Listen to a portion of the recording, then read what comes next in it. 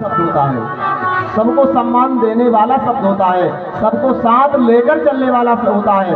इसलिए ये भाव हो कि हम सबको साथ लेकर काम करेंगे, हम सब साथ रहेंगे, हम परिवार से दूर नहीं जाएंगे, हम घर में अच्छे प्रेम से रहेंगे।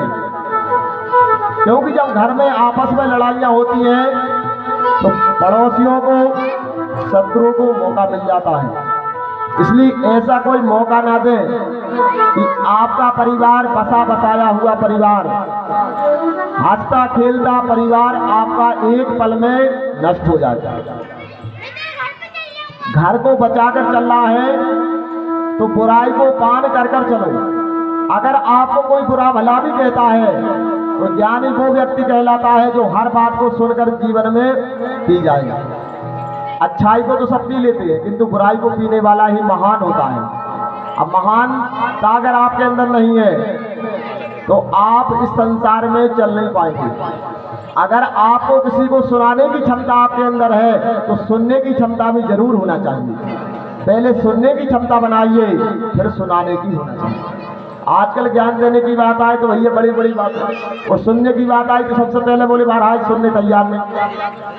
अगर जो ज्ञान आपको नहीं है और आपके छोटे भी अगर आपको ज्ञान की बात बोलते हैं तो उसे स्वीकार कर लेना चाहिए। क्योंकि जब स्वीकार आप बात को करोगे इसमें आपका ही कल्याण है। जब वृद्ध लोग कोई बात कहते हैं, माता पिता कोई बात कहते हैं तो बच्चों को बेकार लगती है, किंतु बच्चे इस बात को नहीं मानते कि आपके भले के लिए आपके माँ बाप ऐसी बात आपसे बोल रहे हैं। क्योंकि उनके जीवन में कई कठिनाइयों का सामना किया, मुसीबत का सामना जिसको करना पड़ता है उसको पता रहता है कि अच्छाई का क्या होता है और बुराई का परिणाम क्या होता है। माँ बाप के आचरण पर संतान को चलना चाहिए। माँ बाप से आप पिघल जाओगे। अब नियम कहते हैं कि जो माँ बाप का दिल दुखाकर कहीं भी जाते हैं या मन की शादी करते हैं या माँ बाप के मन का नहीं करते तो जीवन में कभी सुखी नहीं हो पाते। माँ बाप की इच्छा होना चाहिए, माँ बाप का साथ होना चाहिए। माँ बाप की इच्छा होगी और माँ बाप का जो है प्रेम आपके साथ होगा, माता और पिता का आशीर्वाद आपके साथ होगा तो आपकी जीवन में विजय होगी। और माँ बाप का साथ नहीं होगा, माँ बाप की इच्छा नहीं होगी और आप माँ बाप से हटकर कोई फैसला लो तो जीवन भर आप सुखी नहीं रह सकते, कहीं भी रहना। इसलिए माँ बाप की इच्छा और माँ बाप की सहायता और माँ बाप की कृपा आप पर जरूर होना चाहिए। इसलिए माँ बाप की शरण में रहना चाहिए, माँ बाप की सलाह पर चलना चाहिए, माँ बाप के फैसले को स्वीकार करना चाहिए। क्योंकि माँ बाप आपके जीवन को बचाना चाहते हैं, नरक में नहीं भेजना चाहते। और तुम जब नरक में चले जाओगे पछताओगे, क्योंकि जब परेशान हो गए और जो माँ बाप का दिल दुखाकर कहीं जाते हैं वो सुखी नहीं होते। याद रखना जो है उन्हें सबको पता है।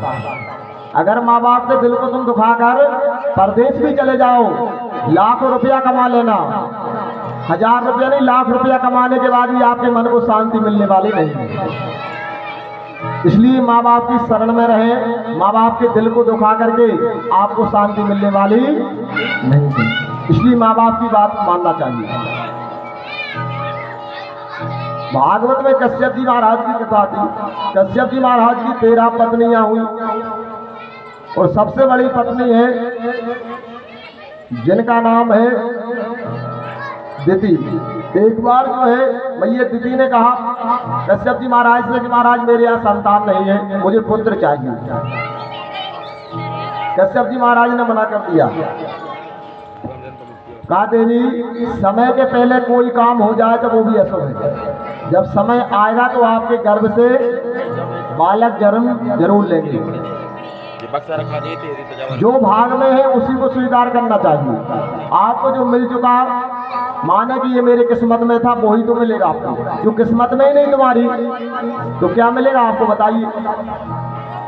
और किस्मत में अगर आपकी नहीं है, मिलने के बाद ही वो आपके हाथ से चला जाएगा, फिर आपको बहुत तकलीफ होगी। क्योंकि विधि का विधान जो बना हुआ है उसे कोई बदल नहीं सकता। ब्रह्मा के लेख को कोई बदल नहीं सकता, किंतु भगवान के भजन में वो शक्ति है, वो ताकत है, भगवान की कथा में वो ताकत है जो आपकी अनहोनी को, बोले अनहोनी भी अगर किसी घटना है, कोई संकट भी आना है वो भी टल जाएगी। बड़े रूप में होना है कोई संकट, सूक्ष्म रूप में निकल जाएगा। इसलिए भगवान की कृपा होना बहुत जरूरी है, भगवान की शरण में रहना बहुत जरूरी है। आप जब भगवान की शरण में रहेंगे तो आप बच जाओगे। हमेशा भगवान की कथा सुनते रहना चाहिए, भगवान का भजन करते रहना चाहिए, क्योंकि रामायण जी में भी लिखा है तुलसीदास जी महाराज ने कि कलयुग तरण उपाय न कोई, कलयुग करे उपाय न कोई।